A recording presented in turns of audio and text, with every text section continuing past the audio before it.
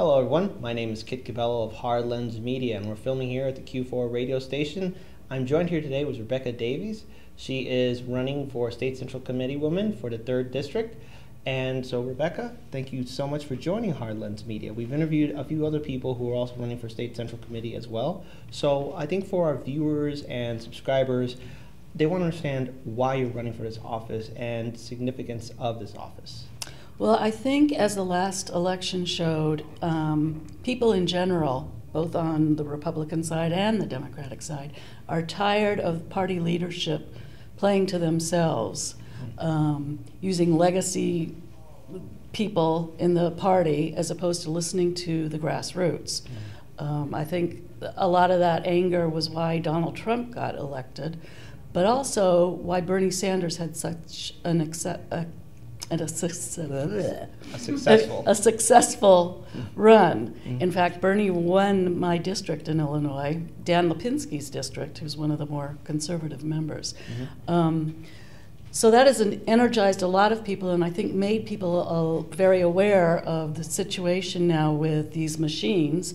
And what we're trying to do, ex-Bernie delegates and supporters, is to get into the Democratic Central Committee here in Illinois, because machine politics has run it long enough. And it's time for some fresh blood and for people who pay attention to the grassroots and understand what real people want and not just do what Mike Madigan wants to have done. I think one thing, a lot of people who are now starting to get actively involved in politics and trying to learn how they can contribute. What is the State Central Committee? Like, what is this office? And what does it contribute in regards to the Democratic Party here in Illinois? That's a great question, because when we first started looking into running this slate of candidates, I didn't know what it was. Most people that I speak to, I've been doing a lot of canvassing, they have no idea what it is.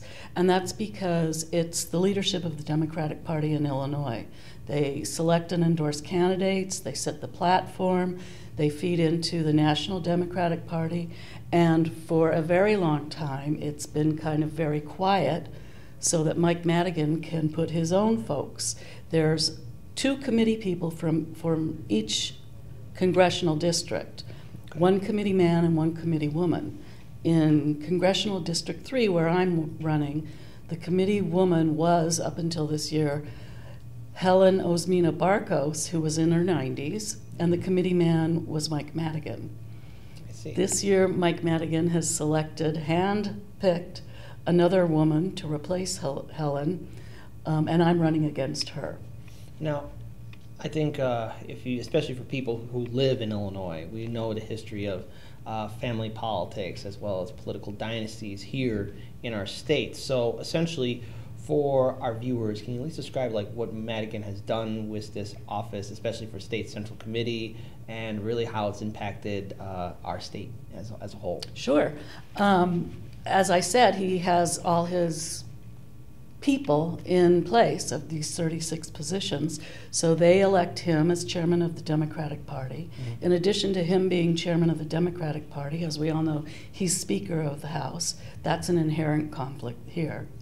He has been in these positions for decades, and from our perspective, what he's about is getting what he wants going on in the House, as well as holding all the power for the rest of the Democrats for the National Democratic Party. And by that I mean, as an elected Bernie delegate, when we walked into the Democratic National Convention, Democratic National Convention, the first day we were all handed a bag of Hillary swag. And there was a whole bunch of Bernie delegates at this convention. And they had meetings every morning, and so we got the umbrella. My umbrella broke immediately, I want you to know, but it was Hillary, so that was okay. Every morning we would have meetings, and what happened at these meetings is elected officials or people who were thinking of running would get up and tell us how great Hillary was and what a good job we were going to do electing Hillary or nominating Hillary as our candidate. Not a peep about Bernie. So just that set the tone for us, that Madigan felt he was in charge and that we didn't really matter. Of course, we made some stinks about it, but the whole Democratic National Convention was staged as a coronation, not as a real convention. And that left a bad taste in many of our mouths, especially the delegates who were there for Bernie. And I think that's when we realized we really needed to get more active and to start getting ourselves invested in the politics, not just in positions within the Illinois party. I mean, blah, blah, blah. Not just positions in the Illinois House and Senate, but also in the direction of the Democratic Party itself. Now, of course, in the aftermath of the 2016 election cycle, it's clear that Hillary Clinton and the DNC failed to reach out to Bernie Sanders supporters, independents, and other progressives. And in the aftermath of that, Donald Trump became president of the United States.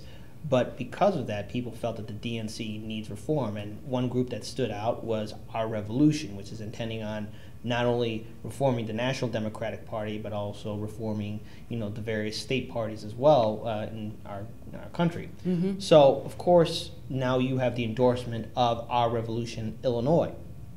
So for our viewers and subscribers, when you initially started off your campaign, what were the challenges that you had to deal with, one, to be on the ballot, and have you received any pushback from the Illinois Democratic Party? Well, getting on the ballot isn't as hard as it is for a lot of positions. You are required to have 100 signatures. I got 280 without much of a problem.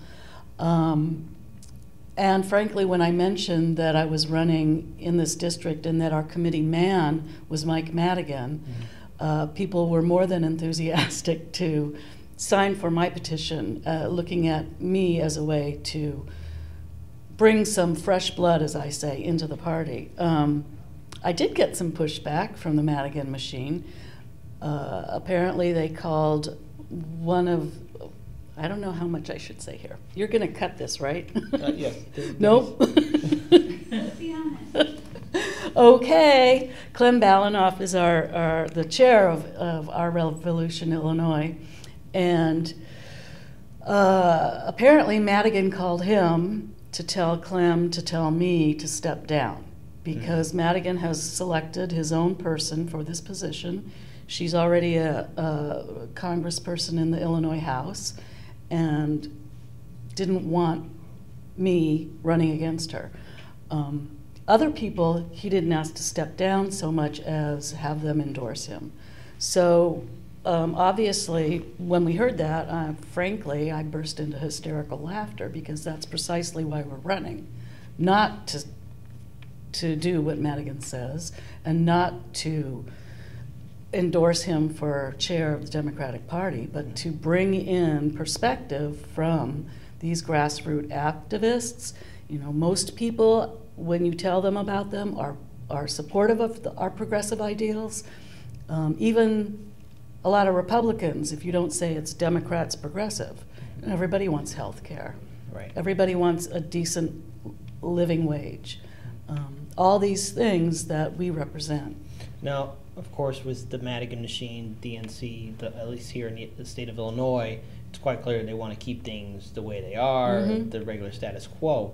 But should you be elected as a State Central Committee woman for this very key seat, what reforms could be brought in once you are in office? I think if the slate is elected, it gives us some degree of power over who the party endorses, what the platform is, and the first thing we do is vote for a chairman. I think there's a lot of conflicts, as I said earlier, with Madigan being chairman of the Democratic Party as well as Speaker of the House. I think a lot of people are ready to have some new energy and thinking in the leadership of the party. And also, we send people to the National Democratic Party and can have more influence there. I mean, we saw what happened in California, and we saw what happened in the vote for our new DNC chairman. with us in there, we'll have more support for people like Keith Ellison. Now, of course, there's another thing to take into account, that's community outreach. Now, you mentioned before how people didn't really understand what the State Central Committee is, but when you're out there canvassing and you tell them what it is and that you're actually, running in a district that Mike Madigan is a representative of, what is the initial outreach from perhaps a first-time voter or somebody who normally doesn't vote, and they hear about what you're trying to do? There's a lot of enthusiasm. I have been canvassing on behalf of myself and also, as I mentioned, Marie Newman, who's running against Dan Lipinski. And when people answer the door and I speak with them, first of all, most people don't want Dan Lipinski. But second of all, as soon as I say I'm running against the woman that Mike Madigan selected, they always want my card so they can take it to the polls. That people are sick and tired of the Madigan machine. They're sick and tired of being told who they're going to vote for, and we're trying to bring some daylight into this whole process about the leadership of the Central Committee, and from my perspective, it's really having an impact. Recently, we've seen in the news a crack in the Madigan machine to where Yes. Some women are coming forward, exposing him for, he's been accused of being sexually harassing them, as well as many people are now upset at the Madigan machine as a whole, to where people are voicing for him to either step down, and they've been calling other similar establishment Democrats here in our state to step down as well. Does this give you hope that perhaps there could be some kind of reform here in Illinois, which has been to what many people have wanted for a very long time? Absolutely. There's still too many congressional people in Illinois who are hedging their bets, including Chuy Garcia. But I think that things are breaking open and people are mad and people are seeing what's happening not just in Illinois but in our country and are ready for some real progressive change. And we as a group, I think, would definitely not support Mike Madigan for another term as committee chairman. And I hope he has the common sense to take a look at what's happening and take some actions himself. This is the time, and I have to say that if it was Hillary in the White House, I'm not sure we'd have this much enthusiasm and energy to really make some positive changes. But that's where we are. We're really at a sort of a crossroads, I think. It's interesting that you note Hillary Clinton being in the White House and that perhaps there wouldn't be such a large involvement to reform the DNC, not only at the national level but at the state level. Do you think that the establishment Democrats really understand that the people are upset with the status quo? I mean, are they living in their own bubble, or because of some of the actions that Madigan and his political machine has done towards other State Central Committee people, that they are essentially scared of what you guys can possibly do? Yes, I think people are scared of Madigan, absolutely, and as long as they think he might be still there, are reluctant to challenge him. I think the establishment Democrats are still at a stage where they kind of humor us and pat us on the head and tell us to be quiet and go sit down. I think more and more we're not being quiet, we're not sitting down, and I hope that they'll see that this is real and really embrace some of the things that we stand for. It's funny, I was at a forum the other night with Dan Lipinski and Marie Newman, and Dan Lipinski is now referring to progressives as the Tea Party of the left, which I find really interesting. I mean, yeah, it's a great way to label us and put us away, but the Tea Party of the right and the Tea Party of left, the Tea Party of the right is about shutting down government and giving all tax breaks and passing laws to benefit billionaires and corporations at this point. The Tea Party of the right, of the left, did I say left? Yeah. I meant right. The Tea Party of the left, as he wants to call it, is about people. It's about doing the things we as a Democratic Party have always said we do, although I think we got away from that for a long time.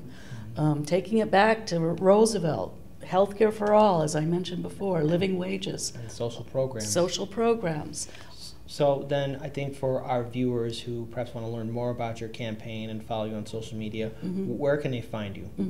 The best place is On Facebook at Rebecca Davies for Democratic State Central Committee. I have a list of all my endorsements there. So far there's 4. I think another one's coming.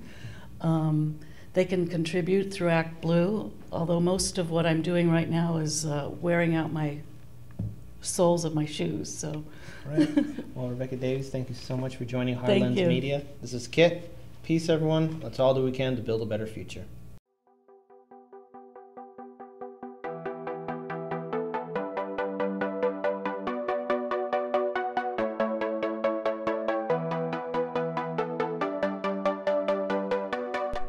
You're watching Hard Lens Media.